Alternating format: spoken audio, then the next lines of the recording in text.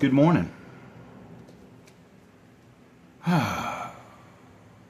So this will be my third attempt. The first one was a test run to see how the sound was, make sure the fan wasn't overbearing. Because once again, I'm sitting in the more comfortable chair.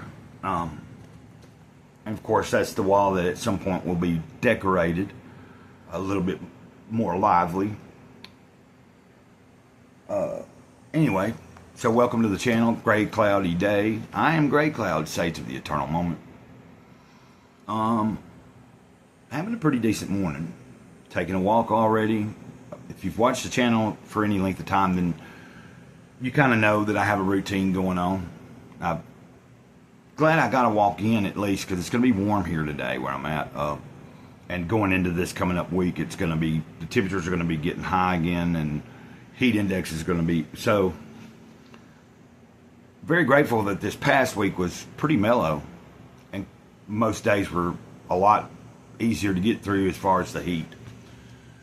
Oh, and by the way, if you could hit the like button, I'd appreciate it. It really helps push out the videos to other people that may like this type of content, you know, self-help, spiritual, inspirational, motivational, however you want to label it.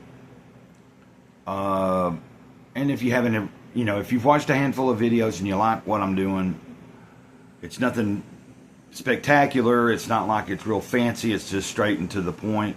And I'm just trying to be me to the best of my ability when I'm on camera or in a live stream. You know, like just you know, this is my wide open. Used to, the wide open was a lot different. Okay,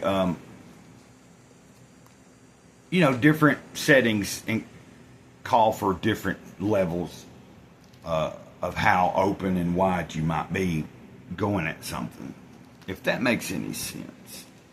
Okay, the story, we're going to read from the Fifth Agreement, and I'm going to pick up where we left off. The story you're dreaming today is not the same story you were dreaming yesterday or even half an hour ago. Every time you talk about your story, it changes depending on who you're telling the story to, depending on your physical and emotional state at the time, depending on your beliefs at the time. Even if you try to tell the same story, your story is always changing. At a certain point, you find out that it's nothing but a story. It isn't reality. It's a visual reality, a virtual reality. It's a virtual reality.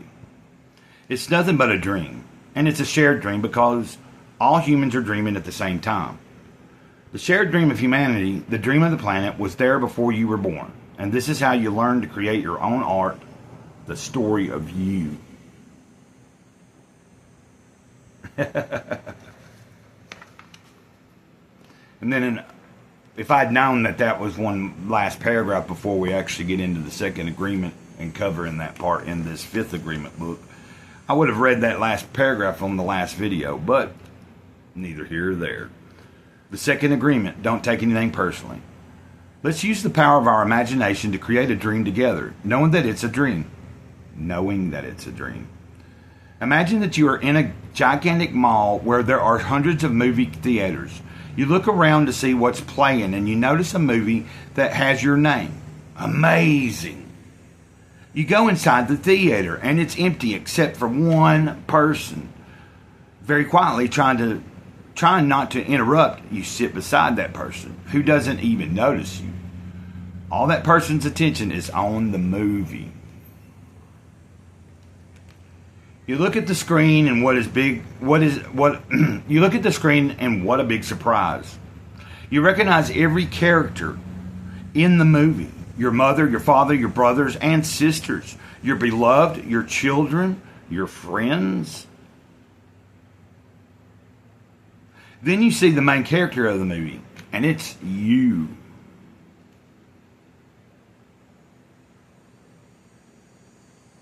You are the star of the movie, and it's the story of you.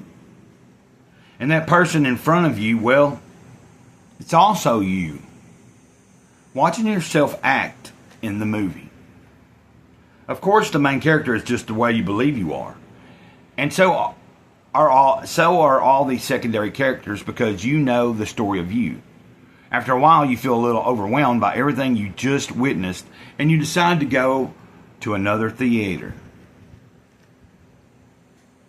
In this theater, there is also just one person watching a movie, and she doesn't even notice when you sit beside her. You start watching the movie, and you recognize all the characters.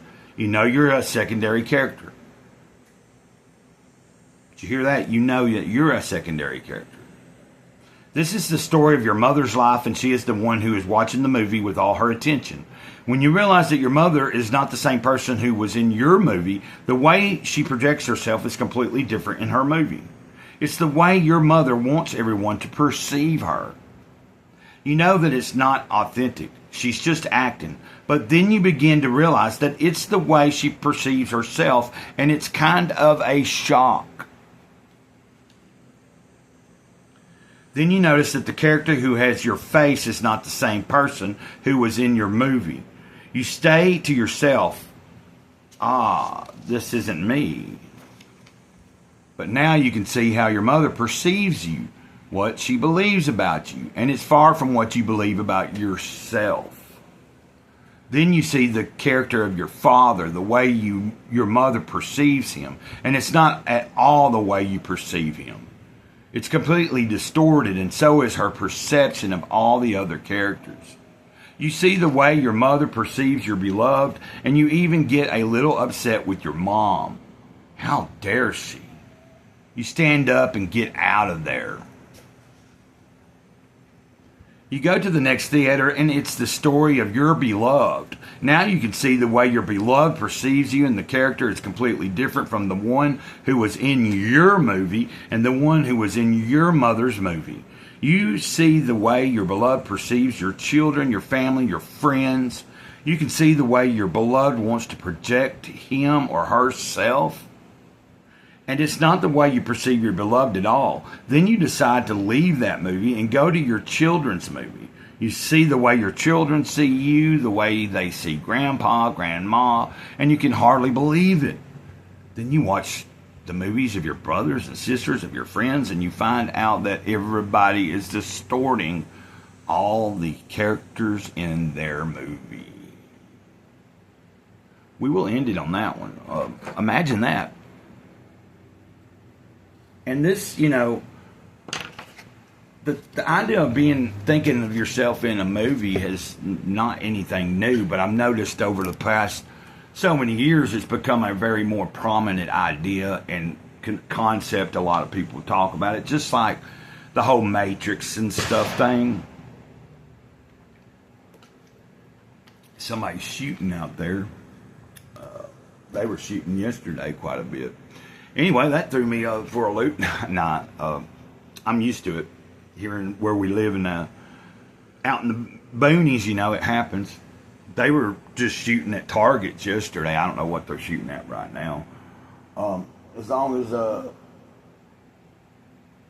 anyway, my dog's here in the living room with me, my main dog, the mama. Okay, well, yeah, my train of thought kind of got sidetracked just a tad bit. But I think y'all get the gist of this reading. What, I think it kind of just speaks for itself. Like, imagine seeing your movie and you're watching yourself watch your movie, like, while you're realizing that that's your story on the screen. And I used to, I had an idea for a book a long time ago that I wanted to call The Real Truth About the Big Picture. And I've wrote a couple of little stream of consciousness things about it. So we'll end on that type of idea, because my idea for the big picture was that until you realize it's hard to see the big picture because you're inside the big picture. It's the same with the big movie or if you're thinking of a movie, same difference. But whatever the canvas is that you're looking at and you're trying to figure it out, what's this big picture? And that's what we're calling life. You can't really figure it out anyway, but you can get a little closer to understanding some of what's going on. I did for myself when I came to an understanding that the big picture, I'm inside the big picture while the big picture is going on. So that's why when you ask that question, well, what's the meaning of life? What is the big picture? It's hard to see it because you're in it.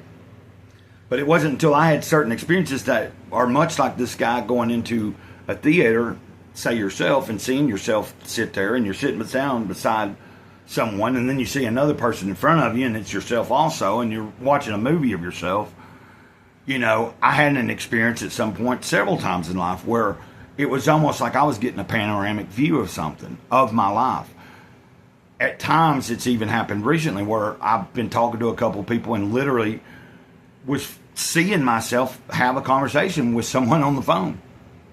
Now, you might think that's crazy or whatever. I wasn't on any drugs or anything. I wasn't like, you know, like I know that I was clear-headed and talking to somebody and feeling this out of my body almost experience. It wasn't quite that, but being able to observe myself, have a conversation, and being aware that I'm observing myself on my bed at the same time I'm holding the phone talking to somebody.